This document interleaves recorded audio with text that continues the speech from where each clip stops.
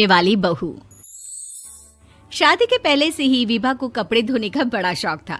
कभी नल के नीचे तो कभी तालाब के पास। अरे मेरी नीली वाली लुंगी नहीं दिख रही है। विभा की अम्मा, कहाँ रखी है लुंगी? अरे वो तो विभा ने परसों ही धोकर रखी थी आपकी अलमारी में, देखो वहीं होगी। वो ना मैंने आज धो दी, मुझे लगा कि गंदी हो गई होगी। अरे कैसे गंदी हो गई थी? उसे तो मैंने पहना भी नहीं। हे भगवान, इस लड़की के कपड़े धोने की आदत से परेशान हो गया हूँ मैं। जितना तो घर में राशन नहीं आता, उससे कहीं ज्यादा डिटर्जेंट पाउडर का खर्चा है। इसकी शादी करवा दो, शादी जाए अपने घर में ही करे काम, फिर चाहे घर के कपड़े धोने हो या पूरे गांव के। हाँ ठीक बोल रही हो, देखता हूँ मैं कोई लड़का। वो दिन भी आ जाता है जब विभा को देखने लड़के वाले आ जाते हैं। लड़की मुझे अच्छी लगी। होने वाली सास कहती है, बेटी अगर कुछ पूछना है तो पूछ लो। वैसे तो हमारी लड़की बहुत ही शर्मीली है, जो बोल दो वो मान लेती है, इसे क्या पूछना होगा। अरे कैसी बात कर रही हो माँ, मुझे इन लोगों के घर रहना है, सवाल तो कई है। हाँ हाँ बेटा, पूछ लो ना, क्या पूछना है। आप लोगों के घर कपड़े कौन धोता है? सास का मुंह बन जाता है। देखो, अगर तुम ये कहना चाहती हो कि तुम्हें कपड़े धोने नहीं आते तो सुन लो, कपड़े मैं ही धोती हूँ, लेकिन तुम्हारे आ जाने के बाद मैं रुमाल तक नहीं धोऊंगी। अरे चुप रहना भाग्यवान, बहू बेचारी घर आई नहीं, उसे डराना शुरू कर दिया। वो क्या है ना बिटिया, अभी तक तो ये कल्लू की माँ ही धोती थी, लेकिन अब तुम्हारे पापा तो दहेज में वॉशिंग मशीन देंगे ही। तभी विभा की माँ बोल पड़ती है, सवाल भी पूछा तो क्या। वैसे भाई साहब, मशीन की तो फिर भी कपड़े धोने की कैपेसिटी होती है। मतलब जो बिटिया दे रहे हैं ना विभा, इसे कपड़े धोने का बहुत शौक है। ये आप लोगों के क्या, आस पड़ोस गांव मोहल्ले सबके कपड़े धो दे और उफ तक ना करे। बाहर देखा नहीं आपने कितने कपड़े सूख रहे हैं? सब हमारी बिटिया ने ही तो धोए हैं। बस भी करो ना माँ, शर्म आ रही इतनी तारीफ सुनकर। और तो और एक दाग निकाल कर दिखाओ तो मान जाऊं। हाँ अच्छा, माफ करना बेटा, मैंने गलत समझा।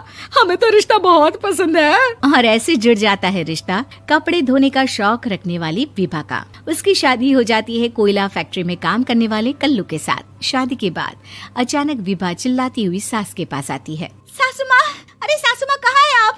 ये तो धोखा है, धोखा दिया आप लोगों ने मुझे। इसे ससुर के चक्कर के बारे में पता चल गया। अरे तो उसमें तुझे क्यों धोखा मिला है? अरे नल में पानी नहीं आता, कपड़े कैसे कब धुलेंगे? अच्छा, तू पानी नहीं आ रहा उसकी बात कर रही है। तो आपने क्या सोचा? कुछ नहीं।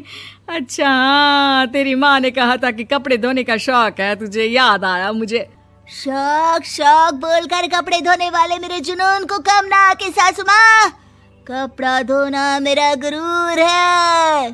तभी पति भी वहाँ आ जाता है। अभी मैंने इसे सनी देओल की फिल्म दिखाई है, उसी के डायलॉग मार रही है माँ। अच्छा सुन, साफ बता रही हूँ, पानी सुबह 4 से 6 और शाम को 10 से 12 आता है, समझी?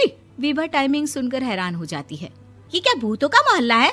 सुबह 4 बजे उठकर कौन कपड़े धोता है? 4 बजे टंकी में पानी जाता है, फिर सारा दिन धोना ना, किसने मना किया?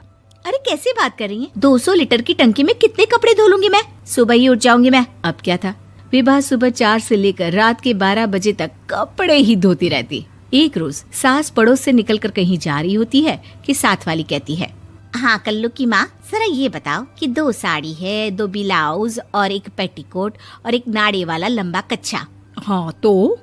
अरे तो क्या, कितना लोगी धुलाई ये बताओ। धोबन दिख रहे हैं हम क्या? हमारे पति सरकारी नौकरी से अभी रिटायर हुए हैं और बेटा सुपरवाइजर है कोयला फैक्ट्री में। धोबन समझ रखा है हमें। हाय रे कल्लू की अम्मा, माफ कर दो, वो तो मोहल्ले में यही सब बता रहे थे कि तुमने बहू को कपड़ा धुलवाने के काम में लगा दिया है। सास को पड़ोसन की बात सुनकर गुस्सा आ जाता है। वो घर पहुंचती है जहां घर के बाहर ही इतने सारे कपड़े सूख रहे होते हैं जितने कि किसी धोबन के घर पर। अरे ओ कल्लू की दुल्हन, बाहर निकल। माँ जी यहीं आ जाओ, बाथरूम में चादर धो रहे हैं हम। अरे अभी हम धोते हैं, तुमको बाहर निकलो। ये आस पड़ोस वाले बोल रहे हैं कि हम बहू से कपड़े धुलवा कर उसे कपड़ा धोने वाली बना दिए हैं।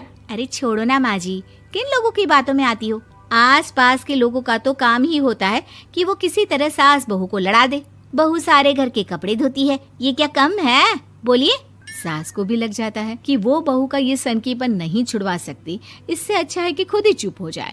एक रोज सास और बहू मंदिर जाते हैं, जहाँ सास की साड़ी वहाँ खड़ी भीख मांगने वाली से मिलती है। माँ जी क्या बात है, आपकी साड़ी उस भिखारन से कितनी मिल रही है ना? हाँ हाँ देखो तो, दोनों की साड़ी मिल रही है। क्या बात है कल्लू की अम्मा, तुम खुद को तो अफसर की बीवी बताती हो और ऐसी सिंपल सी प्लेन साड़ी पहनकर घूमती हो। सिंपल और प्लेन नहीं है ये साड़ी। तो क्या सोने के धागे से फूल बने हैं?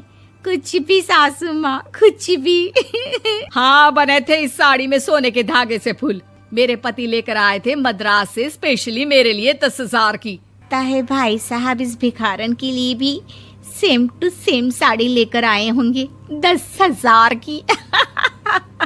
सास उस वक्त तो कुछ नहीं कहती, लेकिन बहू के साथ घर आती है और अलमारी से एल्बम निकाल कर लाती है। ये साड़ी देख रही है, ये वही साड़ी है जिसे मैंने अभी पहना था। इस साड़ी में ये जो चमकदार फूल दिख रहे हैं ना, ये सोने के धागों से काढ़े गए हैं। लेकिन तू लोकल वॉशिंग मशीन ब्रश से घिस घिस कर सारे फूलों को निकाल कर साड़ी प्लेन कर दी। मुझे माफ कर दीजिए सासू माँ। और तो और, जब मैंने तुझे तेरी गलती के लिए कुछ नहीं कहा, लेकिन तूने तो सबके सामने मेरा मजाक ही बना दिया। क्यों? बहू को समझ में आ जाता है कि अब से उसका कपड़े धोना बंद।